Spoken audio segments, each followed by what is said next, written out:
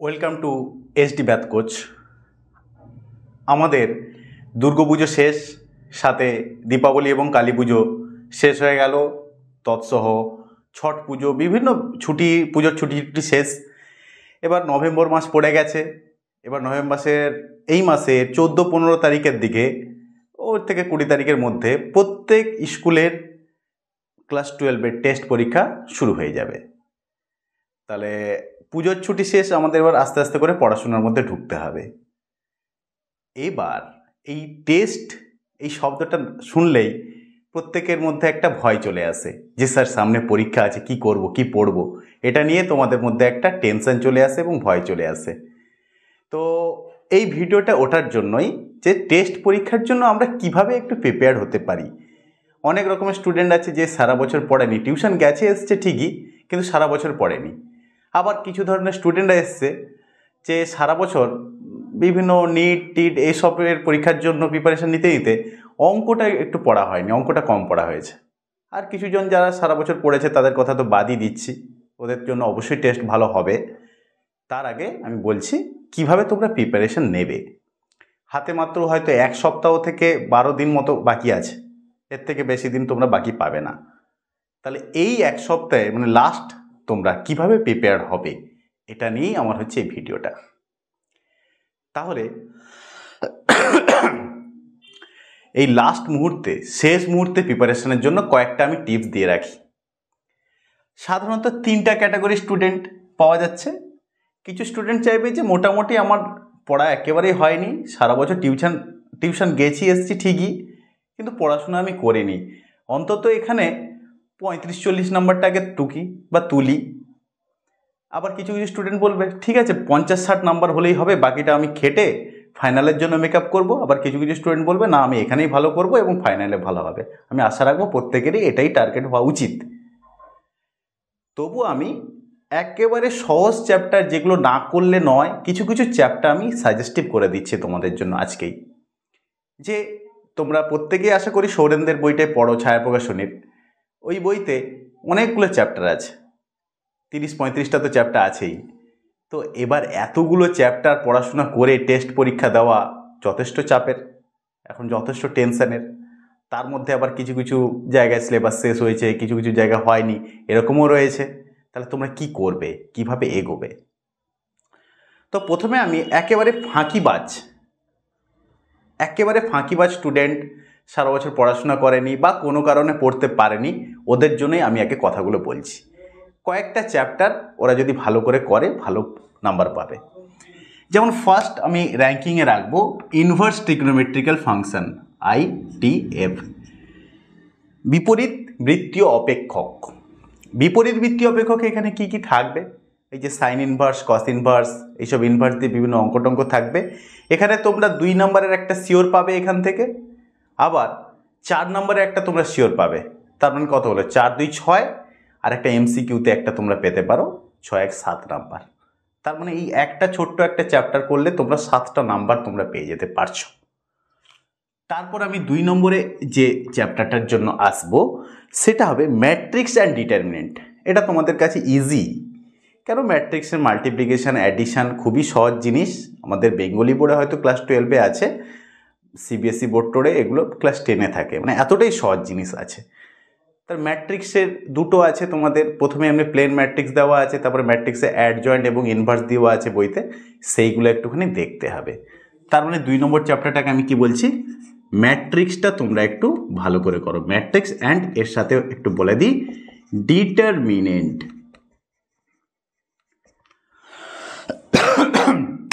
Matrix determinant প্রায় একই রকমের, একইভাবে ক্যালকুলেশন তোমরা করবে। ডিটারমিনেন্টের কিছু কিছু টিপিক্যাল প্রবলেম আছে, সেগুলো আমি আস্তে আস্তে করে ভিডিওগুলোতে সাজেস্টিভও করে দেবো, কোনো অসুবিধা নেই। তো অ্যাটলিস্ট বর্তমানের ওপরে এই 7 দিন পরে যেহেতু তোমাদের টেস্ট পরীক্ষা, যে উদাহরণই যেগুলো আছে সেইগুলো অন্তত তোমরা করে যেও, ডিটারমিনেন্টে যেগুলো টিপিক্যাল মনে হচ্ছে, আর বেসিকটা একটুখানি জেনে রাখো। তো ওতে আমাদের ম্যাট্রিক্স আর ডিটারমিনেন্টটা কভার আপ হয়ে যাবে। ম্যাট্রিক্স থেকে সাধারণত এই টাইপের ইকুয়েশনগুলো, AX = B, এখান থেকে x এর মান তাহলে কি হবে A ইনভার্স B, মানে কি মার্টিনস রুল করে সাইমেলটেনিয়াস ইকুয়েশন সলিউশনস, মানে অনেকগুলো ইকুয়েশন থাকবে, 3টা ইকুয়েশনই থাকবে মেনলি, 3/3 দিয়ে, 2/2 তো থাকে না, 3/3 দিয়ে মেনলি থাকবে। আশা করি বুঝতে পারছো কীরকম বলছি। Suppose 2x plus 8y equal plus Z equals to একটা কনস্ট্যান্ট ধরো 17, এরকম করে 3টা ইকুয়েশন থাকলো, তাকে ম্যাট্রিক্স আকারে এনে তাকে সলিউশন বের করতে হবে। সেইটা একটু তোমরা ভালো করে করবে, ওখান থেকে একটা সাধারণত থাকে। আর তাছাড়াও ম্যাট্রিক্স অ্যান্ড ডিটারমিনেন্টের থেকে আর বলার কিছু নেই, বইয়ের উদাহরণে ভালো করে করলেই এখান থেকে আশা করি তোমরা পেয়ে যাবে। আর ডিটারমিনেন্টে যেটা বেস্ট যে জিনিস, গ্রামারটাও ভালো করে রাখবে, এর মধ্যে গ্রামার রুলটাও ভালো করে একটুখানি করে রাখো। এখান থেকে গ্রামার রুল, এখান থেকে মার্টেন্স রুল, আর যে টুকটাক অঙ্কগুলো, ব্যাস এইটুকু মোটামুটি করলে তোমাদের আশা করি হয়ে যাবে। আর এখান থেকে তোমরা জানো তো 4 নম্বরের 2টো পাবে এবং 2 নম্বরের 2টো পাবে, ঠিক আছে? 4 নম্বরের 2টো, 2 নম্বরের একটা সম্ভবত, 4 জনে 8, 2 10, আর এদিক ওদিক থেকে এখানে 11 থেকে 13 নম্বর আসে এখান থেকে। তারপরে 3 নম্বর যে চ্যাপ্টারটা আমি বলবো, ইজি, মোস্ট ইম্পর্ট্যান্ট, এবং এর কোনো অপশানও নেই, এলপিপি মানে লিনিয়ার প্রোগ্রামিং প্রবলেম। এখান থেকে তোমাদের 2টো অঙ্ক আসবে, তার মধ্যে তোমাকে একটা করতে হবে। সাধারণত এ যাবৎ দিয়ে এসছে, একটা আসে গ্রাফ দিয়ে সলিউশন, আর একটা আসে সমীকরণ গঠন, মানে সমীকরণগুলো গঠন তৈরি করা। যার যেটা সুবিধা হয় সে সেটা করবে, এটা নিয়ে কোনো অসুবিধা নেই। এলপিপিটা খুবই ইজি, গ্রাফ দিয়ে এঁকে দিয়ে গ্রাফ এঁকে দেবে তোমরা প্রথমে, গ্রাফ এঁকে দিয়ে তারপরে তার কর্নার পয়েন্টগুলো দেখবে, ম্যাক্সিমাম মিনিমাম এসবের তো তোমরা জানো এবং পড়েছো, এবং এটা খুবই ইজি, 5 মিনিটের চ্যাপ্টার, 5 মিনিট একটু ভালো করে পড়লেই এখান থেকে 5 নম্বর পাওয়া যায়। আর এখান থেকে যদি একটা এমসিকিউ দেয় তো এমসিকিউ, ব্যাস 6 নম্বর। একটা সামান্য চ্যাপ্টার 5 মিনিট পড়লেই তুমি 6 নম্বর পেয়ে যাবে। তারপর একটা যে চ্যাপ্টার আসবো, 4 নম্বর চ্যাপ্টার, সেটা হচ্ছে ভেক্টর অ্যান্ড এর সাথে দিচ্ছে 3D। চ্যাপ্টারটা একই চ্যাপ্টার, একটা ইউনিট পুরোটা বললাম। বলে স্যার পুরো এর মধ্যে তো স্যার 4-5টা চ্যাপ্টার আছে, আপনি তো পুরোটাই একসাথেই বলে দিচ্ছেন। আমরা না, ভেক্টর যে দেখতে পাচ্ছ তোমরা ইতিমধ্যে ক্লাস 11 থেকেই পড়ে আসছো। কি শিখেছো? ভেক্টরের dot product, cross product, triangle formula, A vector plus B vector equals to C vector, এই টাইপের জিনিসগুলো তোমরা শিখেছো। ডট প্রোডাক্ট, ক্রস প্রোডাক্ট শিখেছো। তাহলে এগুলোর জন্য বেশি তোমাকে খাটতে হবে না ভেক্টর পোর্শনটার জন্য, জাস্ট একবার শুধু উল্টে দেখে নিলেই হয়ে যাবে আশা করি। তারপরে 3Dর মধ্যে কি আছে? সমতল আছে আর সরল রেখা আছে। এবার এই দুটো জিনিস, যেহেতু আমাদের সময় কম, আমি তো বলবো সবই পড়তে, যেহেতু আমাদের সময়টা কম, সেই জন্য তোমরা এই মুহূর্তে করবে কি, যার যেটা পছন্দ, কারোর যদি সরল রেখা পছন্দ হয় সরল রেখা করবে, কারোর যদি সমতল পছন্দ হয় সে সমতল করবে। এখানে 3Dর মধ্যে either plane or straight line, এখানে কি করবে? প্লেন অর স্ট্রেট লাইন, যে কোনো একটা করবে, এনি ওয়ান, যে কোনো একটা তুমি চুজ করো, নিজের মতো করে সাজেশন করে নিও। এবার এখান থেকে, এবং প্রত্যেকটা চ্যাপ্টার ওয়াইজ তো আমি সাজেশন দিচ্ছি, পরের ভিডিওগুলো তোমরা দেখতে পাবে আস্তে আস্তে। তো এইভাবে এই 4টা চ্যাপ্টার যদি কেউ ভালো করে করতে পারে না, তাহলে ও এখান থেকে কিন্তু আউট অফ 80 35+ স্কোর করে যাবে। আউট অফ 80 এখান থেকে ও কিন্তু 30 to 35+ স্কোর করে যাবে, এদিক ওদিক করে যে কোনো হোক 35 ও পেয়ে যাবে। তাহলে এই 4টা চ্যাপ্টার আমাদের বেশ ভালো করেই করতে হবে। এটা কি একেবারে যারা সারা বছর পড়তে পারেনি কোনো অবস্থাতেই, বা ম্যাথসটাকে ওরা টার্গেট রেখেছে 4th সাবজেক্ট এই হিসাবে যারা করেছে, এটা তাদের জন্য। এবার আসি একটু মিডিয়াম স্টুডেন্টের জন্য, যারা মোটামুটি করে পড়েছে কিন্তু ভয় লাগছে এখনও, বা এখনও সিলেবাস শেষ হয়নি অনেক টিউশনে, বা এখনও কোনো কারণে সমস্যা থেকে গেছে, এটা শুধু তাদের জন্য এবার বলছি। তাদেরকে তো এই 4টা চ্যাপ্টার করতেই হবে, এর সাথে যে চ্যাপ্টারগুলো করতে হবে সেটা বলছি। 5 নম্বর চ্যাপ্টার ডেফিনাইট ইন্টিগ্রাল।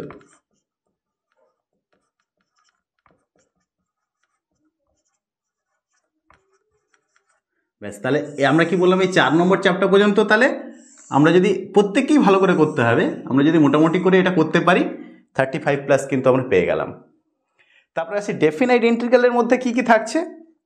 এখানে স্পেশালি তোমাদেরকে বলবো, তোমাদের বইতে যে 10-12 তোমাদের বইতে যে 10-12টা অঙ্ক আছে, কি ইন্টিগ্রেশন টু সামেশন আর সামেশন টু ইন্টিগ্রেশন এসএনদের বইতে করে দেওয়া আছে, মানে অঙ্ক দেওয়া আছে এবং এক্সাম্পলও করে দেওয়া আছে।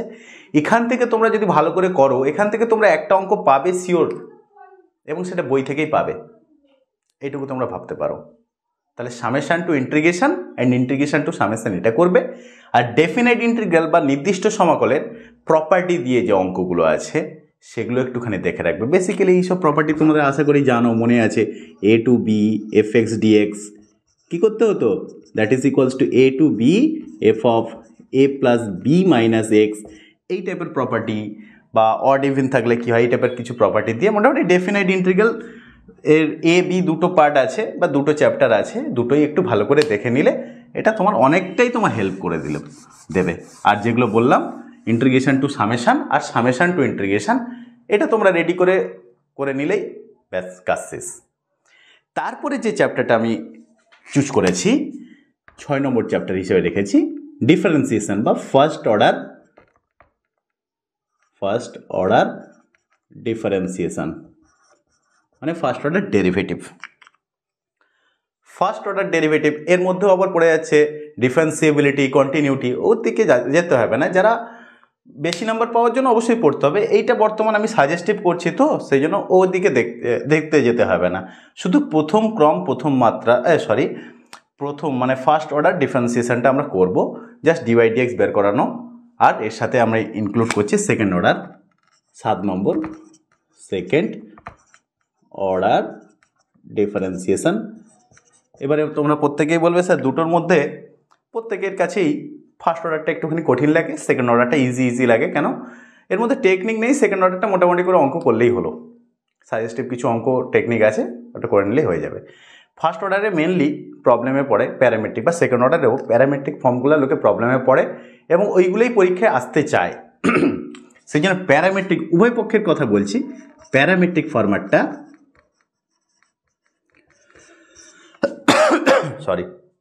উভয় ক্ষেত্রে বলছি, প্যারামেট্রিক ফরম্যাটে তোমাদেরকে ডিফারেন্সিয়াল ইকুয়েশনগুলো একটুখানি দেখে রাখতে হবে কেমন কি হচ্ছে, বা কিছু কিছু টেকনিক, মানে আমার এই মুহূর্তে কিছু কিছু অঙ্ক মনে পড়ে যাচ্ছে, যেমন root over 1 minus x square plus root over 1 minus y square equals to A into x minus y হলে প্রমাণ করো যে dy dx equals to root over 1 minus x square by 1 minus y square.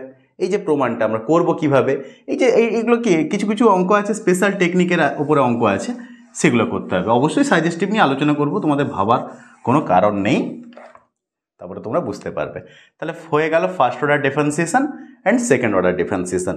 এবার ডেরিভেটিভের কাজ আমাদের শেষ। এবার আসি অ্যাপ্লিকেশন পোর্শনে, সেটাও তো একটুখানি করতে হবে না করলে, এবং অ্যাপ্লিকেশন পোর্শনে ম্যাক্সিমাম স্টুডেন্টের সমস্যাও বলে মনে হয়। কেন? এখানে 6টা থেকে 6টার মধ্যে থেকে 3টা করতে হয়, তাই তো? তাহলে দেখো কেমন করে করবে। আমি 8 নম্বরে রেখেছি ম্যাক্সিমা অ্যান্ড মিনিমা বা চরম অবমকে, ম্যাক্সিমা অ্যান্ড মিনিমা। অ্যাকচুয়ালি এখানে অ্যাপ্লিকেশনে 4টা চ্যাপ্টার আছে। প্রথম আছে অন্তর্কলেজের ব্যাখ্যা, তারপরে আছে ইনক্রিজিং ডিক্রিজিং বা বর্ধিষ্ণু ক্ষয়িষ্ণু, তারপরে আছে চরম অবম, তারপর স্পর্শক অবিলম্ব, তারপরে আছে আমাদের এরিয়া আন্ডার দ্য কার্ভ বা ক্ষেত্রফল আকারে, মানে ক্ষেত্রফলের যে অঙ্কগুলো আছে ইন্টিগ্রেশন করে বের করতে হবে। তার মধ্যে একমাত্র ইন্টিগ্রেশনের অ্যাপ্লিকেশন হচ্ছে ক্ষেত্রফল, আর বাকিগুলো প্রত্যেকটাই ডেরিভেটিভের অ্যাপ্লিকেশান। প্রত্যেকেই বলে স্যার কঠিন লাগে এই পোর্শনগুলো, সত্যি এই পোর্শনগুলো থেকে এদিক ওদিক থেকে অঙ্ক দিয়ে দেয়, অনেকের সমস্যা হতে পারে।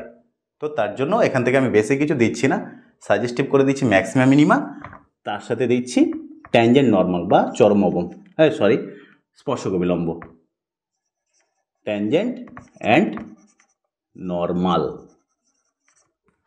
ব্যাস, এই যে 9টা চ্যাপ্টার আমি দিলাম, এবার এর সাথে 10 নম্বর বলছি এরিয়া। এই কটা চ্যাপ্টার যদি রেডি করে তাহলে হয়ে যাবে। এবার আসি প্রথমে ম্যাক্সিমা মিনিমার ব্যাপারে। ম্যাক্সিমা মিনিমার তো স্যার অনেক অঙ্ক আছে, কি কি অঙ্ক করব স্পেশালি একটুখানি বলে রাখি। এখান থেকে তোমরা না, যেগুলো বলেছে যে একটা চোঙের মধ্যে একটা বল বা একটা শঙ্কুর মধ্যে একটা গোলক, সর্ববৃহৎ আয়তনের গোলক কীরকম থাকবে, বা ম্যাক্সিমাম আয়তনের জন্য উচ্চতা কত হবে, এই টাইপের যে অঙ্কগুলো দেওয়া আছে এইগুলো একটু ভালো করে দেখে রাখবে।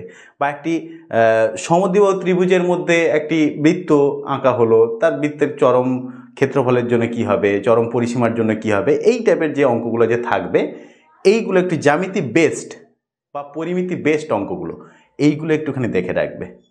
এগুলো কিন্তু এক্ষেত্রে প্রবলেম দেয় অনেকের, এবং এগুলো হচ্ছে ইম্পর্টেন্ট। আর এর তো বেসিক তো জানো, ফার্স্ট অর্ডার ডেরিভেটিভ করব, জিরো করব, আর যে ভ্যালুতে জিরো হচ্ছে সেকেন্ড অর্ডার ডেরিভেটিভ করে এক্সের সেই ভ্যালুগুলো বসিয়ে দিয়ে দেখবো গ্রেটার দেন হচ্ছে কি লেস দেন হচ্ছে। গ্রেটার দেন জিরো হলে তোমার অবম মান, লেস দেন জিরো হলে চরম মান। এই হচ্ছে বেসিক কনসেপ্ট।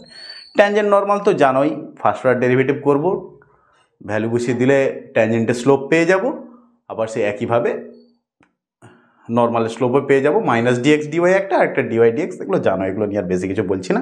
আর এরিয়া প্রত্যেকের কাছেই সহজ লাগে, এটা নিয়ে কোনো অসুবিধা নেই। এইটুকু মোটামুটি কেউ এই 1 থেকে যদি 10টা চ্যাপ্টার ভালো করে যদি করে দেয় তাহলে ও কাছাকাছি 60+ ও স্কোর করে যেতে পারবে। 60+ 1 থেকে 10টা চ্যাপ্টার যদি করে, আবারও বলছি 1 থেকে 4, এই প্রথম 4টা চ্যাপ্টার যদি কেউ করে তাহলে সেখান থেকে ও 35+ স্কোর করতে পারবে, পাস করা নিয়ে কোনো চিন্তা থাকবেই না। আর কেউ যদি 1 থেকে 10 ভালো করে করতে হবে, মানে ভালো করেই করতে হবে, তাহলে সে 60+ স্কোর করতে পারবে, এটা নিয়ে কোনো চিন্তা নেই। এর সাথে আমি আরও একটা চ্যাপ্টার আমি ইনক্লুড করছি, যে স্কোর করতে গেলে তো আমাকে কিছু কিছু চ্যাপ্টার রেডি হয়ে যেতে হবে।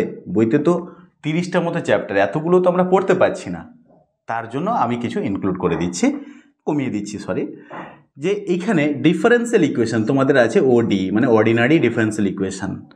ডিফারেন্সিয়াল ইকুয়েশনে তোমাদের কি আছে, ডিফারেন্সিয়াল ইকুয়েশন ফরমেশনটা সেই ফার্স্ট অর্ডার ডেরিভেটিভের মতো বা সেকেন্ড অর্ডার ডেরিভেটিভের মতো।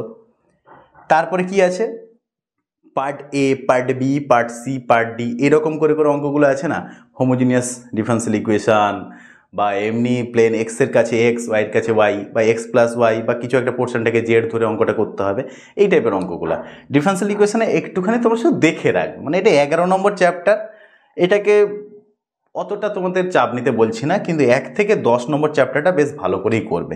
এটা হচ্ছে 11th ম্যানের মতো, ব্যাস 11 নম্বর একটা চ্যাপ্টার থাকলো।